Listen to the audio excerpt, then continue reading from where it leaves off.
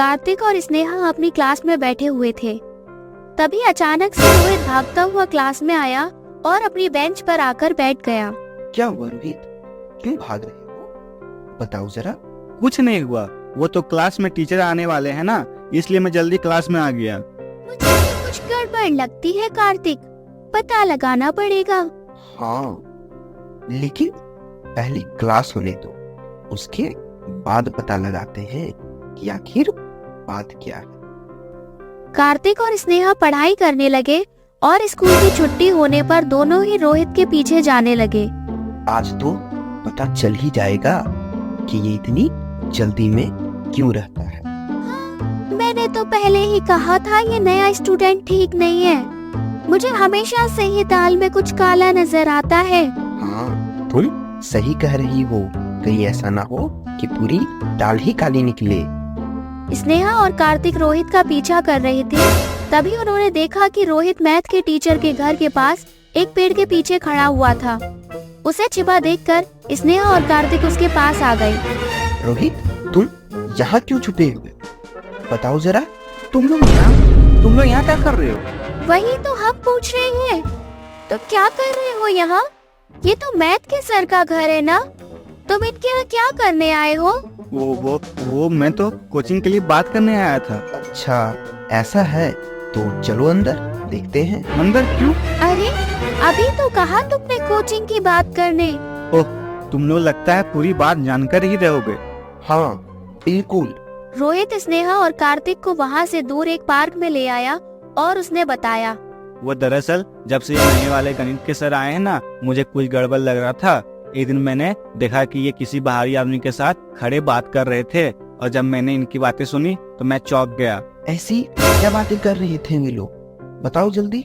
वो लोग आने वाली 26 जनवरी को स्कूल में बच्चों को कैद कर अपने मांगे पूरी करने वाले हैं। तो फिर तुमने ये सब किसी और को क्यों नहीं बताया? मैं तो बस कंफर्म करना चाह रहा था। क्लास में भागकर भी इसीलिए आया था कि सर मुझ पर शक न करे। मैं क्लास छोड़ के उनके आगे पीछे घूमता हूँ। इसका मतलब है कि ये कोई सर नहीं बल्कि बहरूपिया है।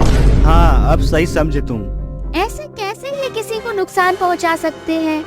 अगर इन्होंने हमारे खिलाफ कोई प्लान बनाया है तो हम भी कम नहीं है। हम इनकी मेहनत पर पानी फेर देंगे। लेकिन हमें ये भी तो पता नहीं था ना कि ये अपने काम का अंजाम कब देने वाला है। उसकी चिंता तुम मत करो, वो सब मैं पता लगा लूंगा। ठीक है, अब मैं घर जाता हूँ, वैसे भी बहुत देर हो गई है। ठीक है। रोहित अपने घर के लिए निकल जाता है। कार्तिक और स्नेहा अपने अपने घर जाने लगते हैं। तभी रास्ते में स्नेहा कहती है, क्या बात है कार्तिक, क्या सोच रहे हो? कुछ नहीं, मैं तो बस ये सोच रहा था कि ये गणित का टीचर बहरूपिया है।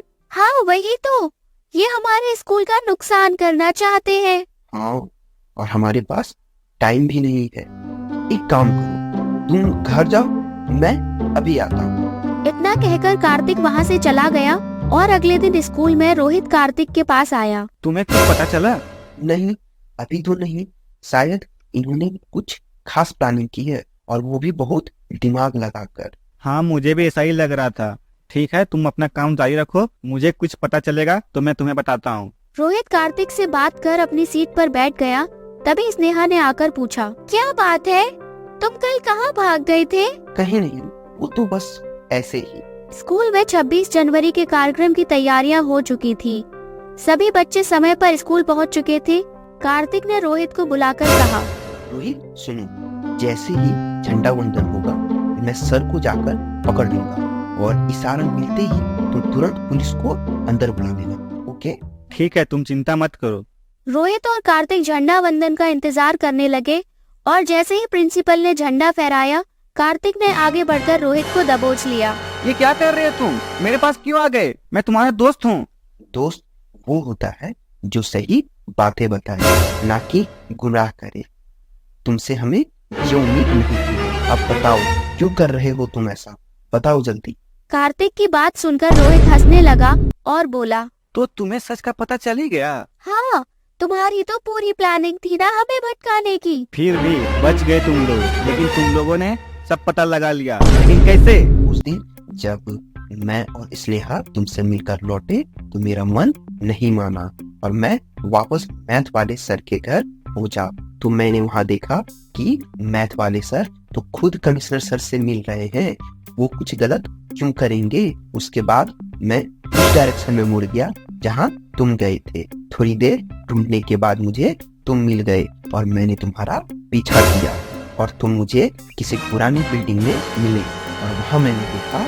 आज तो मैंने उन दोनों को भटका दिया है और जब तक उन दोनों को सच का पता चलेगा तब तक बहुत देर हो चुकी होगी। शाबाश, तुमसे यही उम्मीद थी।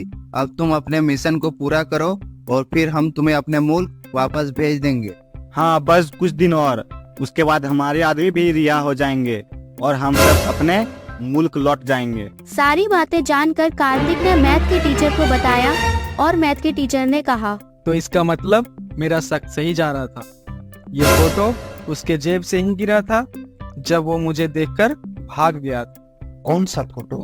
अरे ये फोटो जिसमें इसकी ड्रेस किसी और जगह की है और इसके ड्रेस पर अलग ही भाषा लिखी हुई है। हाँ, यानी कि ये रोहित किसी और मकसद से इस स्कूल में आया है। कार्तिक रोहित को सब कुछ बता रहा था। उसके बाद उसने कहा, और फिर उसके बाद जब मैंने देखा कि मैथ के सर कमिश्नर सर से मिल रहे हैं तो मुझे समझ आ गया कि गलत सर नहीं तुम हो।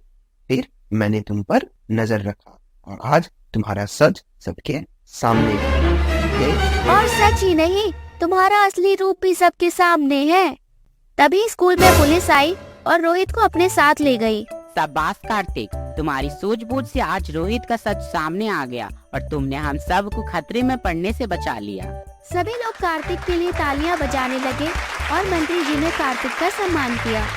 ऐसी और मजेदार कहानियों के लिए अपने पसंदीदा चैनल टुनी सानवी को सब्सक्राइब करें। Thank you.